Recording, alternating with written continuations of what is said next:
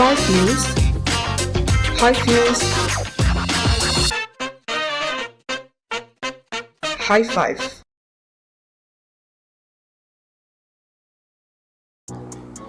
Hai sahabat kompas.com, High Five kembali lagi dengan berita dan informasi terpopuler hari ini.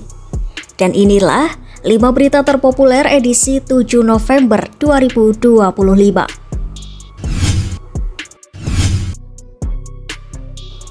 Inilah detik-detik saat jet tempur Israel melancarkan serangan udara ke Lebanon pada Kamis 6 November 2025. Serangan tersebut menyasar kawasan permukiman di kota Tair Deba dan juga distrik Taire di Lebanon Selatan.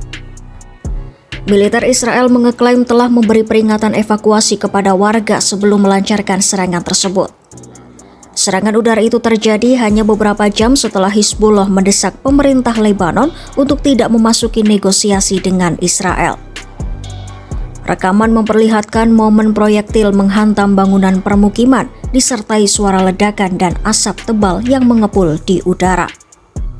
Sementara, warga terlihat berkumpul bersama tim darurat dan alat berat yang mulai membersihkan puing-puing.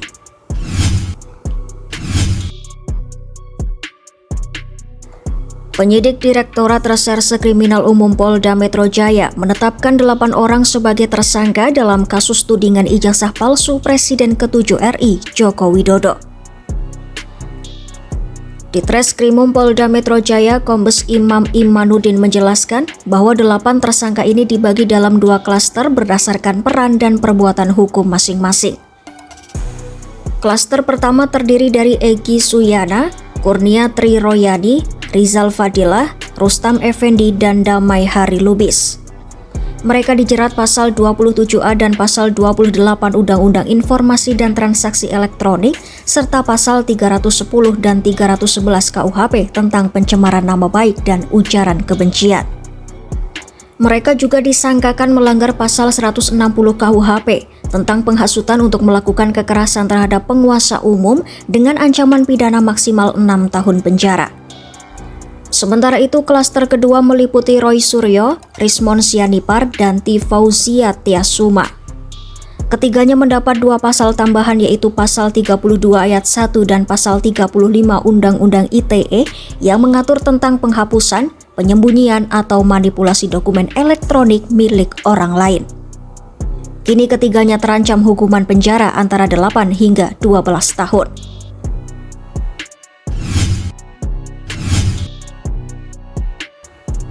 Presiden Amerika Serikat Donald Trump mengkritik balik wali kota New York Zohran Mamdani atas pernyataan yang terkesan menyerangnya. Menurut Trump, pernyataan Mamdani usai terpilih sebagai wali kota New York sangat berbahaya. Ia meminta Mamdani untuk menghormati Washington. Trump menekankan bahwa jika Mamdani tak menghormatinya, maka tak akan ada peluang keberhasilan bagi wali kota New York itu. Trump mengingatkan pentingnya menjaga lisan, lantaran setiap keputusan penting seorang wali kota di New York juga perlu izin seorang presiden.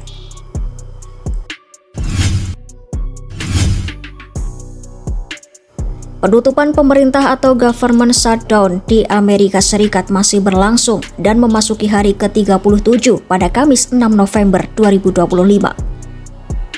Government shutdown yang semakin parah memberi dampak besar di berbagai sektor termasuk penerbangan.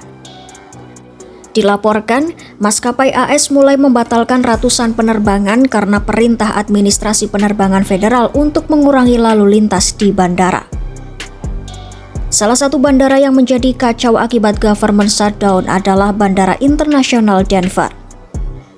Di salah satu bandara tersibuk di AS itu, lebih dari 500 penerbangan yang dijadwalkan pada Jumat 7 November 2025 telah dikurangi.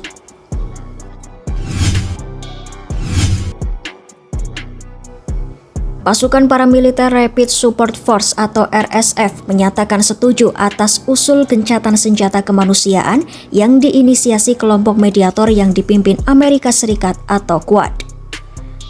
Pernyataan itu muncul setelah RSF menguasai kota El Fasher di Darfur Utara setelah pengepungan selama 18 bulan pada Kamis 6 November 2025. Al-Fasr merupakan benteng terakhir Tentara Nasional Sudan atau SAF di wilayah Darfur. Juru bicara RSF Al-Fateh Qurashi Basir menyatakan gencatan senjata dimaksudkan untuk membuka ruang diskusi mengenai proses politik dan pengiriman bantuan. Di lain sisi, tentara pemerintah Sudan menyatakan hanya akan menyetujui gencatan senjata dengan syarat pasukan RSF meninggalkan wilayah sipil dan meletakkan senjata. Itu tadi 5 berita paling populer hari ini. Kompas.com, jernih melihat dunia.